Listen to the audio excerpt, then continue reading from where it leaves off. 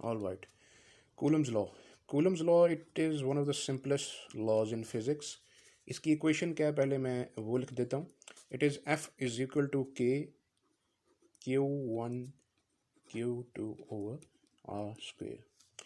Actually F तो इसकी force है, के इसको कूलम्स कांस्टेंट कहते हैं. Q1 Q2 ये इसके चार्जेस हैं, और जो आर स्क्वेयर है, आर स्क्वेयर ये डिस्टेंस है दो पार्टिकल्स के दरमियान. इसको एक्सप्लेन कैसे किया जाएगा? फॉर एग्जांपल ये एक पार्टिकल है, ये एक पार्टिकल है. अगर ये दोनों चार्ज्ड हैं, वेल चार्ज्ड, तो इनमें एक स्ट्रॉन्ग इलेक्ट्रोमैग्नेटिक अट्रैक्शन होगी. वो जो अट्रैक्शन है उसको कूलम्स कांस्टेंट के ज़रिए इस डिफरेंस को, ये जो डिफरेंस है इनमें, इसको आर स्क्वेयर बोलते हैं. और ये है Q1, ये है Q2.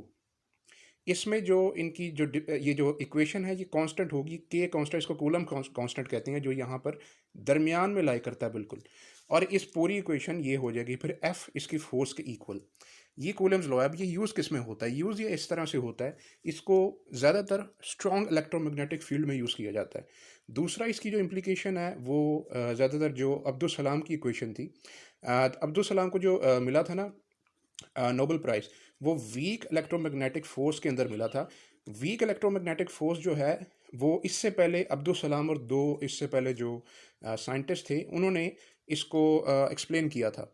यहाँ पर जो स्ट्रॉन्ग इलेक्ट्रोमैग्नेटिक फील्ड्स हैं उसके बारे में यहाँ कहा गया कि दो पार्टिकल्स अगर वो आपस में Q1 और Q2 फॉर एग्जांपल कोई भी दो पार्टिकल्स हैं, अगर उनके दरमियान एक कांस्टेंट चार्ज के ज़रिए से किया गया एक ताल्लुक मौजूद है, तो वो अपने डिस्टेंस के अतबार से एक दूसरे के साथ अट्रैक्शन रखेंगे, जो कि वीक नहीं होगा. वीक यहाँ पर मैंने इसलिए लिखा कि ये अप्लाई नहीं होगा अब्दुल सलाम वाला लॉ. यहाँ पर स्ट्रॉन्ग लॉ अप्लाई होगा जो कि न्यूटन का लॉ है.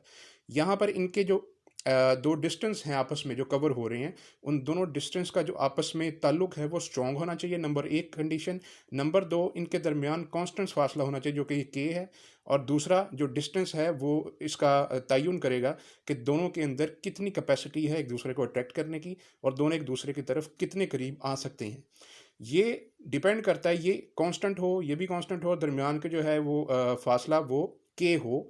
ये कूलम्स कांस्टेंट है. एक और इक्वेशन इसके जरिए बयान होती है, और आर स्क्वेयर इसका डिस्टेंस होता है. तो सिंपली दो पार्टिकल्स आपस में एटम्स कैसे इलेक्ट्रॉन्स जो हैं वो चार्ज हैं, कितने चार्ज हैं, और वो जितने भी चार्ज हैं उनकी आपस में जो डिस्टेंस है वो देखकर इनकी आपस में अट्रैक्शन को जो है वो किया जाता है, इसका तयन किया जाता है. इससे फ़ायदा क्या होता है? इसके अंदर साइज इलेक्ट्रॉन्स जो होते हैं, जो इलेक्ट्रोमैग्नेटिक और जो अप्लायंसेस होते हैं वो यूज़ होते हैं, जो कि एटम्स के अंदर अट्रैक्शन को तय करके, फॉर एग्जांपल स्पेशियस और जो इलेक्ट्रॉन बेस्ड जो कंपोनेंट्स ऑफ अप्लायंसेस होते हैं वो इसके ज़रिए से बेटर एक्सप्लेन हो सकते हैं.